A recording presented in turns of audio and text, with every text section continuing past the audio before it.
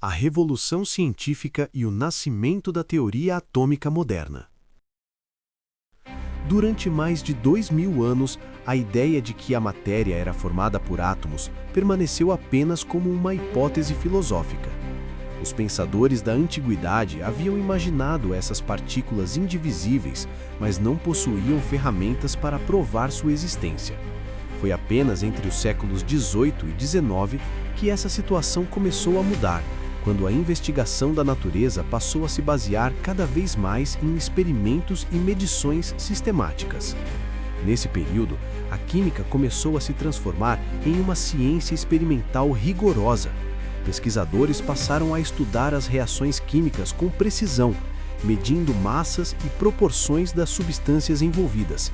Esses experimentos revelaram um padrão surpreendente. Os elementos sempre se combinavam em proporções específicas e previsíveis. Essa regularidade sugeria que a matéria possuía uma estrutura interna organizada. Diversos cientistas contribuíram para consolidar essas ideias.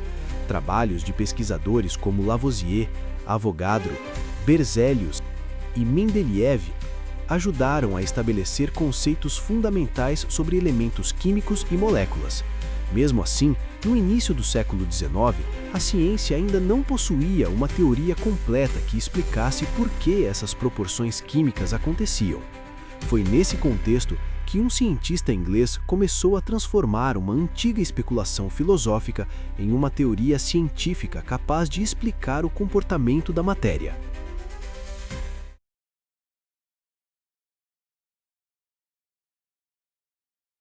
John Dalton e o primeiro modelo científico do átomo.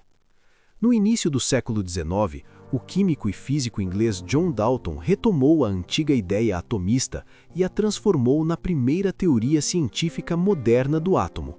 Entre 1803 e 1808, Dalton desenvolveu um modelo que buscava explicar as leis observadas nas reações químicas.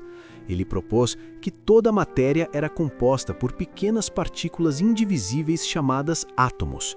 Segundo Dalton, cada elemento químico seria formado por um único tipo de átomo, e todos os átomos de um mesmo elemento seriam idênticos em massa e propriedades. Isso significava que substâncias diferentes eram formadas por átomos diferentes. Essa ideia permitia explicar por que os elementos apresentam características químicas próprias. Dalton também sugeriu que os compostos químicos eram formados quando átomos de diferentes elementos se combinavam em proporções simples e fixas. Essa hipótese explicava várias leis químicas conhecidas na época, como a lei da conservação da massa e a lei das proporções definidas. Outra contribuição fundamental foi a formulação da chamada lei das proporções múltiplas. Dalton observou que quando dois elementos formam mais de um composto, as massas de um elemento que se combinam com uma massa fixa do outro sempre estão em relações numéricas simples. Essa regularidade reforçava a ideia de que os elementos eram compostos por unidades discretas, os átomos.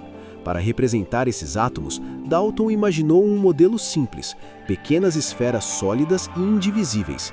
Embora rudimentar, essa representação foi revolucionária, porque oferecia uma explicação física para o comportamento das substâncias químicas. Apesar de suas limitações, o modelo de Dalton marcou um momento decisivo na história da ciência. Pela primeira vez, a teoria atômica deixava de ser apenas uma hipótese filosófica e passava a ser sustentada por evidências experimentais. Avanços na química do século XIX. Após a proposta de Dalton, diversos cientistas continuaram investigando a estrutura da matéria e a forma como os elementos se combinam. Um dos avanços mais importantes veio dos estudos sobre gases realizados por cientistas europeus no início do século XIX. O químico francês Joseph-Louis Gay-Lussac observou que gases reagem em proporções simples de volume. Em seus experimentos, ele demonstrou que quando gases se combinam para formar novos compostos, os volumes envolvidos seguem relações numéricas simples, como 1 para 1, 1 para 2 ou 1 para 3. Essa descoberta ficou conhecida como a lei dos volumes de combinação dos gases. Esses resultados levantaram uma questão importante. Se os gases reagem em proporções simples de volume, o que exatamente está presente nesses volumes? Para responder a essa pergunta, o cientista italiano Amedeo Avogadro propôs uma hipótese inovadora em 1811. Avogadro sugeriu que volumes iguais de gases, nas mesmas condições de temperatura e pressão, contêm o mesmo número de moléculas. Essa hipótese ajudou a distinguir dois conceitos fundamentais: átomos e moléculas. Segundo ele, algumas substâncias gasosas não eram compostas por átomos isolados, mas por moléculas formadas por dois ou mais átomos. Apesar de sua importância, a hipótese de Avogadro levou décadas para ser amplamente aceita pela comunidade científica. Durante grande parte do século XIX, havia grande confusão sobre quantos átomos compunham uma molécula e como representar corretamente as fórmulas químicas. Mesmo com essas dificuldades, esses estudos ajudaram a consolidar a ideia de que a matéria era composta por unidades discretas, organizadas em estruturas cada vez mais complexas.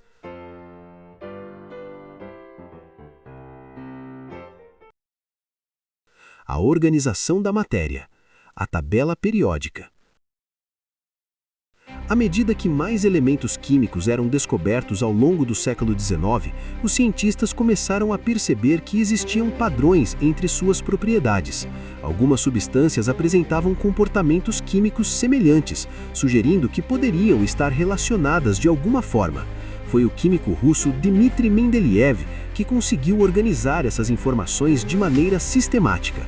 Em 1869, Mendeleev apresentou uma tabela na qual os elementos eram organizados de acordo com seus pesos atômicos e propriedades químicas.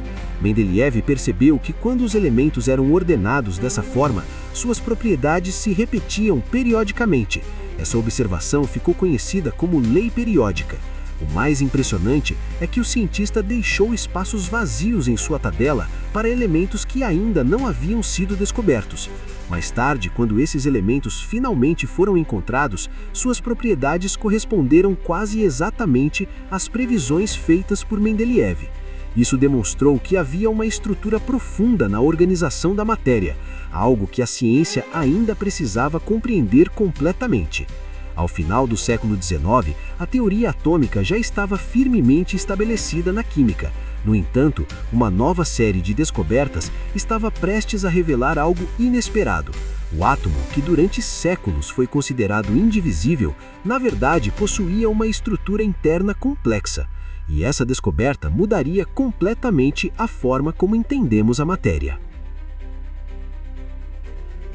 Se você chegou até aqui, é porque curte explorar os mistérios do universo tanto quanto a gente. Então não esquece, deixa seu like, se inscreve no canal e ativa o sininho para não perder os próximos vídeos.